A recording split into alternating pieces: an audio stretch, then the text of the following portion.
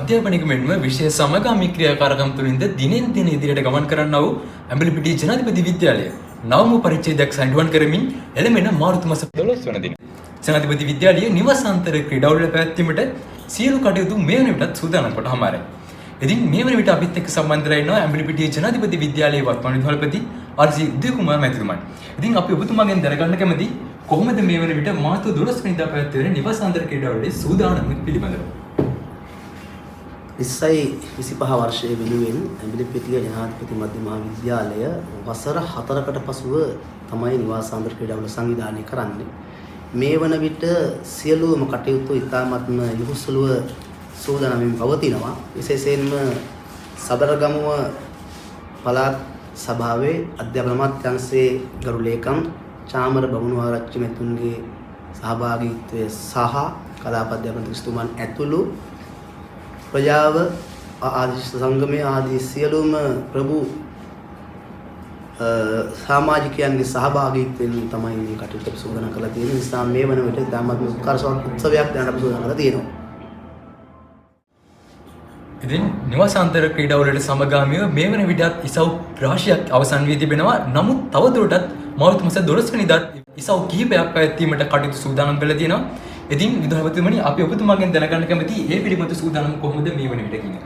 විශේෂයෙන්ම මේ වෙනකොට සියලුම කණ්ඩායම් සහ පිටේ ජවන තරග අවසන් කරලා තියෙන්නේ. එහෙත් එදින පස්වරු එකට ආරම්භ වෙනවා අපේ ක්‍රීඩා උත්සවය. එම ආරම්භ වීමෙන් පසුව අමුත්තන් ඉදිරියේ සහාය දීමේ තරග ඉසව් ටික ඉතාමත් උද්වේගකර ඉසව් ටිකක් ඒ ටික සම්පූර්ණයෙන්ම එදා තමයි පැවැත්වෙන්නේ.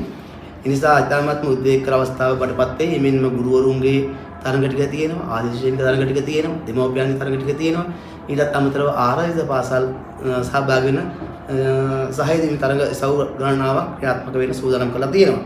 මීට අමතරව පාසල් ඉතිහාසයේ පළවෙනි වතාවට අපි අපේ පාසලේ ශිෂ්‍යයන් එකතු කරලා හදපු සංගීත කණ්ඩායමක් ඉන්නවා. ඔවුන් කලෙල්ලි මංගල්‍ය සිද්ධ වෙන ඉදාමයි සන්ධ්‍යාවේ 5:06 වගේ වෙද්දීම සංගීත ප්‍රසංගය ආරම්භ කරනවා.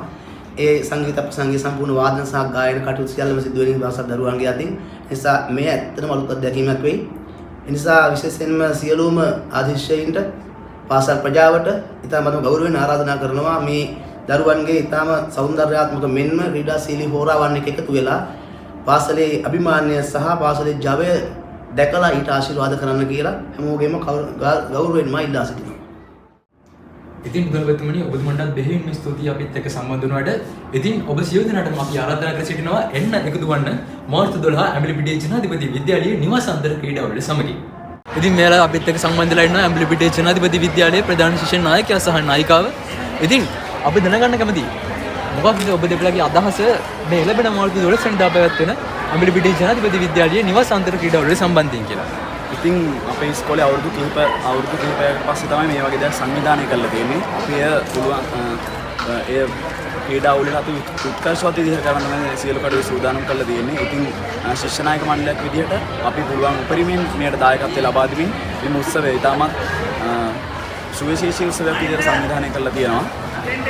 අපිට ගොඩක් සතුටුයි ඒ ගැන. අපි ඉතින් අපේ උපරිම දායකත්වය නිවාසාන්තර ක්‍රීඩා උත්සවය වෙනුවෙන් ලබා දෙන්න කැමතියි. මේ වන විට ඇඹිලිපිටිය ජනාධිපති විද්‍යාලය තුල නිවාසාන්තර ක්‍රීඩාවලට සමගාමීව ක්‍රීඩා ඉසව් රාශියක් අවසන් වී තිබෙනවා. නමුත් තව දුරටත් ක්‍රීඩා ඉසව් ජනාධිපති විද්‍යාලය තුල පැවැත්වීමින් පවතිනවා.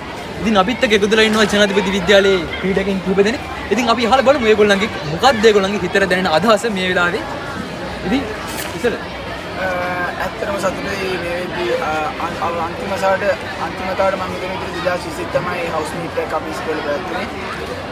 අවුරුදු 5කට පස්සේ තියෙන හවුස් මීට් එක ගැන ඇත්තටම සතුටුයි. මාර සංවිධානයක් තියෙනවා. මාරම විදියට කියන්නේ මාරම අත්දැකීමක් ගත්තා. සම්බන්ධ වෙන්න පුළුවන් හැම ඉවෙන්ට් එකකටම සම්බන්ධ වෙලා. ඇත්තටම මාර සතුටක් තියෙන තව දවස් ලබන සතියේ 12 වෙනිදා හවුස් මීට් එක තියෙනවා. එදාට අපි හිතනවා කියන්නේ අවුරුදු 5කට පස්සේ තියෙන ඉඳා ලොකු දෙයක් වෙයි කියලා. ඇත්තටම සතුටින් හවුස් මීට් අවුරුදු 5කට පස්සේ කොහොමද ලස්සනට තියෙනවා පැවැත්වෙනවා. සතුටුයි. ඉතින් ඉතල බොහොම ස්තුතියි අපිත් එක්ක සම්බන්ධ වුණාට. ඉතින් අපි බලමු 12 වෙනිදා මොකද වෙන්නේ කියලා.